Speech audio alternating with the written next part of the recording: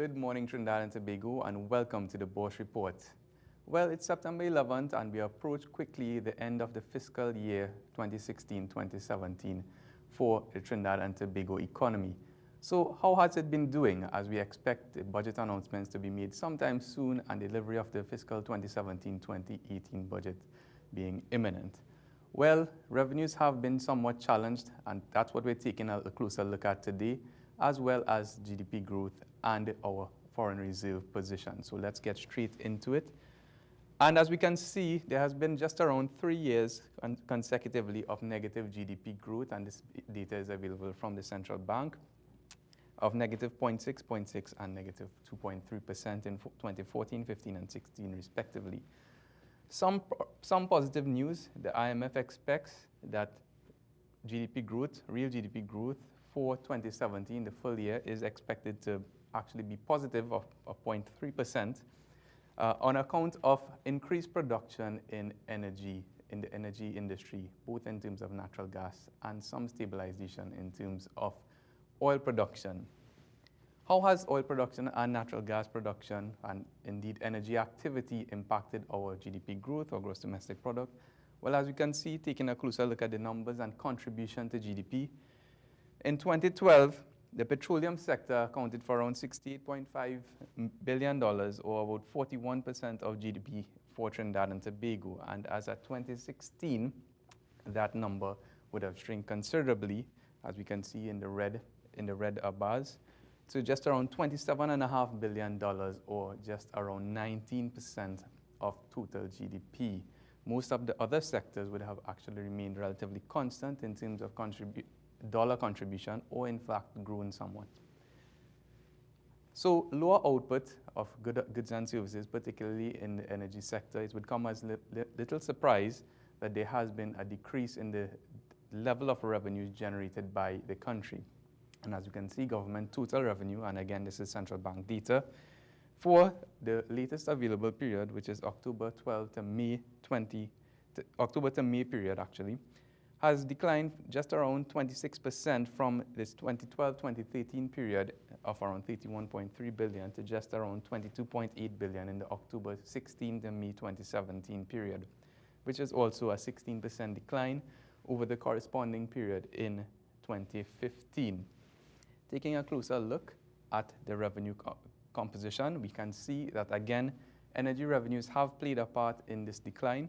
And the energy revenues, as indicated by this orange bar, as part of total revenues, have fallen in the 2012 to 2013 period from around 44% of total revenues to just around 20% of total revenues in the October 16 to May 17 period, or just from around 14.8 billion TT dollars to just around 4.5 billion TT dollars.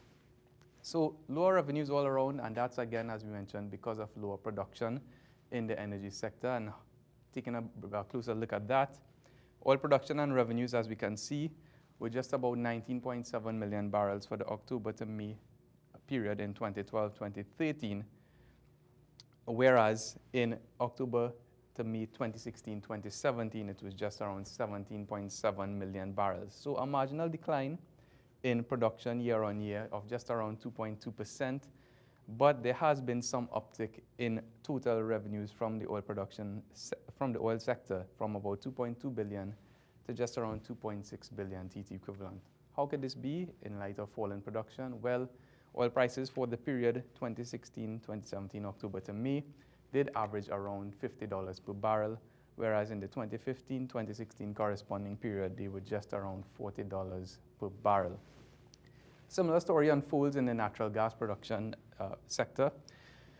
And here we can see that for October 2015 to 2016, just around 3.5 billion cubic feet of gas per day, BCFD, produced, as compared to around an 8% decline, 8.5% decline of 3.27 BCF for the period October to May 2017.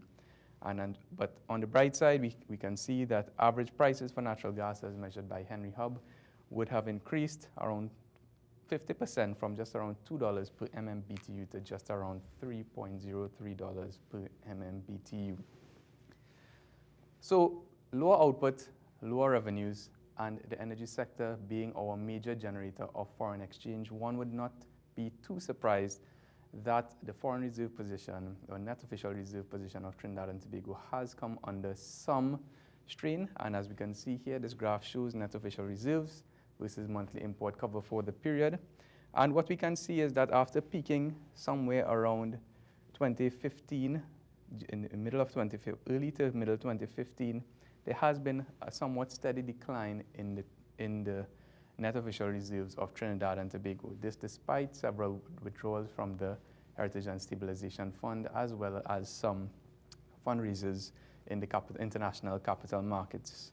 And here we can see net official reserves as of July 2017 was just around 8.7 billion US, around 7.5% lower than the 9.4 billion US in reserves which were held as at July 2016.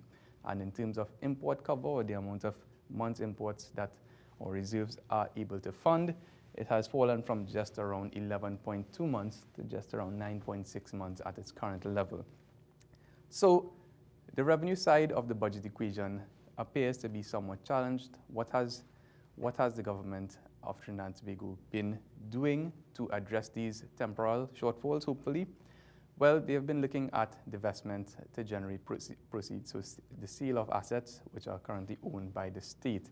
And some of the more successful state divestments of recent times within the past fiscal year have been the additional public offering of TTNGL, which raised just around $845 million, and the partially successful divestment of First Citizens, a further 20% stake in First Citizens, which ultimately only sold just around 13% and raised about $1 billion TT as well earlier in the fiscal year.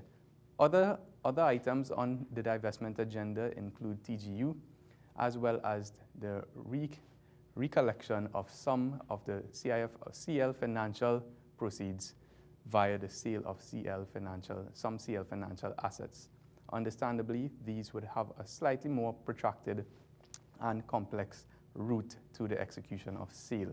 So next week we'll take a look at the expenditure side of the budget equation as we continue in our run-up to the national budget fiscal 2017-2018. And that's it for this week's edition.